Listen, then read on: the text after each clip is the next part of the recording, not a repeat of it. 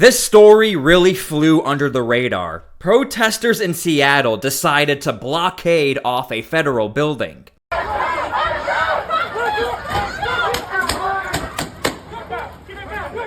And of course it turned violent. So we're going to go over the details and dig into this story because not a lot of people are talking about it. Now before we start the video, make sure to please like the video. It's the #1 way you guys are helping this channel, but it also helps others see the videos as well. And since no one is talking about this, we need to make sure people are informed. Anti-ICE protesters camped outside the downtown Seattle Federal Building where they are blocking federal agents from transferring detainees to and from immigration court. Thanks for being with us at 11 o'clock. I'm Steve Solis. The standoff has been unfolding for hours along 2nd Avenue outside the Henry Jackson Federal Building. Okay, and you have to remember Seattle is a sanctuary city, so it's not surprising we have people trying to barricade and block off a federal building from receiving illegal immigrants to face trial.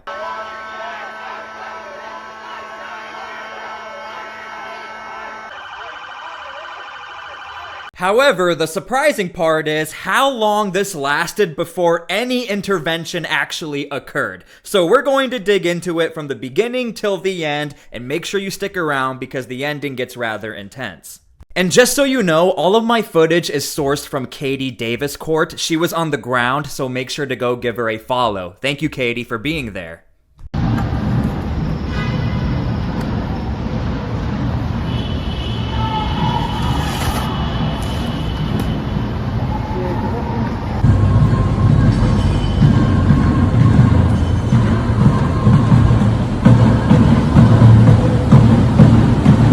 Okay, so here's what's interesting. This wasn't like a surprise attack. These are people preparing for their obstruction right at the federal building. They are preparing supplies, they are getting organized. You can hear the battle drums in the background. So you would expect some sort of police presence to actually get in the way and make sure nothing happens. Hey, fuck you, pigs! Fuck you, pigs!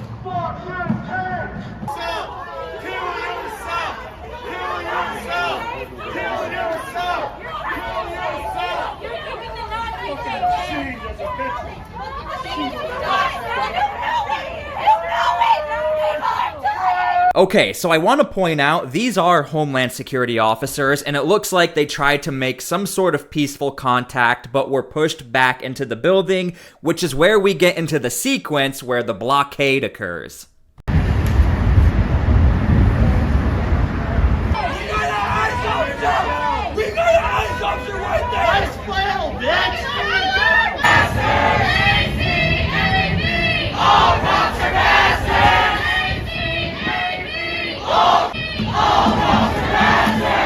Okay, so at this point, we can clearly see this is an obstruction of federal property, and these are protesters getting in the way of federal operations. Now, this man right here, if you didn't hear him, he was shouting and pointing, "That's an ICE officer, that's an ICE officer," but at the same time, they're all chanting, "All police are bastards." This is really the common theme we're seeing in all of these protests. If you're a police officer and you're cooperating with Homeland Security, or it appears that you're cooperating with Homeland Security, everyone gets thrown under the bus. Clear the driveway! Eat a dick! Disperse immediately! Release the hostages! Release the hostages! Release the hostages! Release the hostages!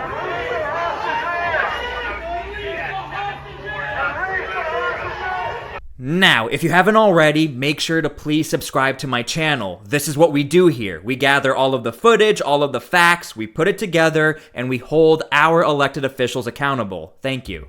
Now, what's interesting, Seattle is a very progressive city, yet you have protesters who are willing to destroy and litter their own city, even if it's federal property. But I also want to highlight what you're hearing are the standard operating procedures. These are Homeland Security officers giving verbal warning before we have any initial physical contact. This is very crucial because you cannot escalate a situation from a federal law enforcement side if we don't have initial physical violence yet. You gotta give the verbal warning.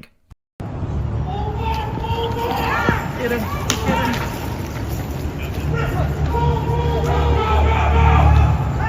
Oh, he's in traffic. Oh my God.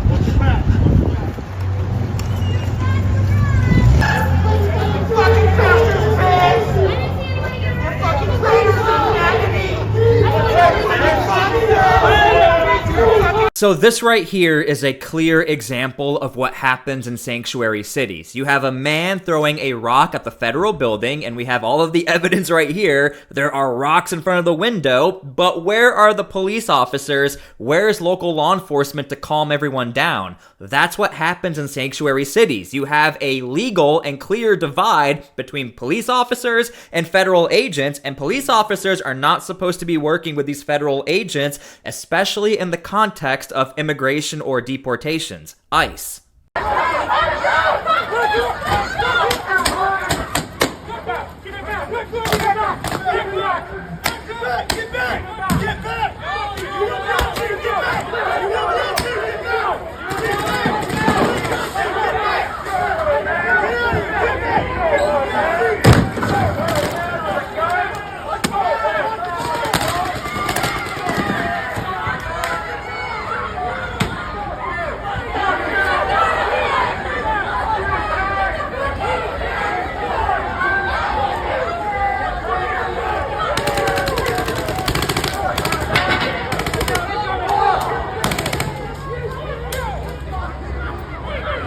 And this right here is what happens. With lack of law enforcement helping out these federal agents, now these federal agents have to go all out, use less than lethal tactics. But again, you're watching this and this is what the media is showing. Oh my gosh, look how aggressive Homeland Security is without showing you the buildup and context, which is why I think it's very important to show you guys, look, this initially started pretty peaceful and then it launched to this. But I want to show you guys, where is the law enforcement? It's up to the federal agents now to defend the building.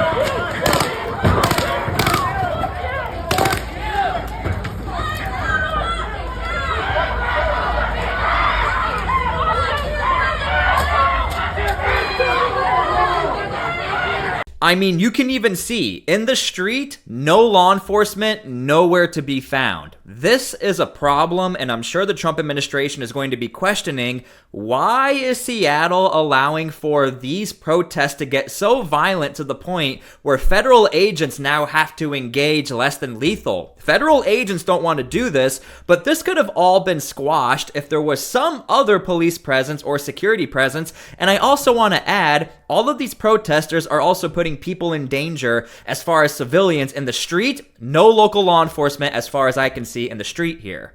Hell yeah. Just get the van out. Get the van out first. Get the van out first. Get the van out first. Get the van out first. Terry, get the van out.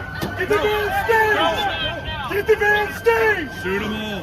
Shoot them all. They're retarded. Shoot them all. They're retarded. Get the van staged southbound.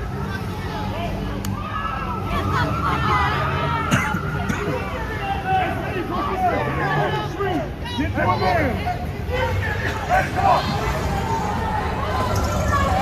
Stay safe, buddy.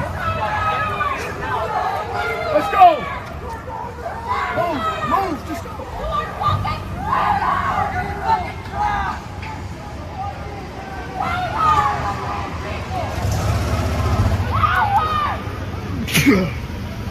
You alright? Okay, so finally the police show up. But again, what we're seeing here is that the protesters got so confident they clearly let their guard down, because these are police officers performing a pretty clever flanking maneuver, and they showed up with a lot of force and power, and they came out swinging. It doesn't look like they were giving any chances at all. And you can see here, police are swinging around the corner, and they're also setting up a perimeter to make sure nobody can leave this area. Well, Steve, it has been a wild day here in downtown Seattle. Things have calmed down now. You'll be able to see, though, some protesters still remain here at the Federal Building. This is at First and Madison in downtown Seattle. We don't know if they plan to spend the night here tonight, but they have all of the entrances barricaded with scooters. We want to walk you through some of the video we got today, and we'll start with what we just saw in the last hour and a half, which was when protesters actually removed the American flags from the flagpoles here at the Federal Building, both on the East Plaza and the West Plaza. They then lit those American flags on fire and stood around them as they burned. That seemed to be the end, really, of the day of protest. But earlier in the day, we did see Seattle police. They showed up and they used some pepper balls in a conflict with protesters. That happened at 2nd Avenue and Marion, so on the southeast corner of the Federal Building complex. Not exactly clear what that conflict was about, but police seemed to be moving through the area. There was a dust-up with protesters and pepper balls were fired. Now, this all started earlier in the day when protesters around 8 a.m. got here to the building and they started taking rental scooters, the Lime scooters, the Lime bikes, and they started barricading the entrances, the driveways of the Federal Building. Now, this is significant because we know that ICE uses this building. They come in and out to go to immigration court, and people have been detained in this building by ICE previously. This building is controversial. It's been the center of several recent anti-ICE protests. And with the major escalation we've seen nationwide this week since what happened in LA and is now happening in cities across the country, this seemed to be the center of protest here for Seattle.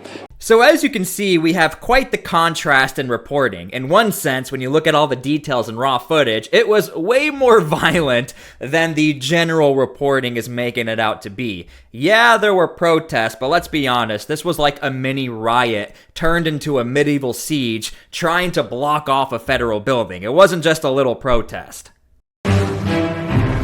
Breaking just moments ago, NBC News reporting that ICE is preparing to deploy tactical units known as Special Response Teams to 5 Democratic-run cities. Those cities, Seattle, Chicago, Philadelphia, Northern Virginia, and New York.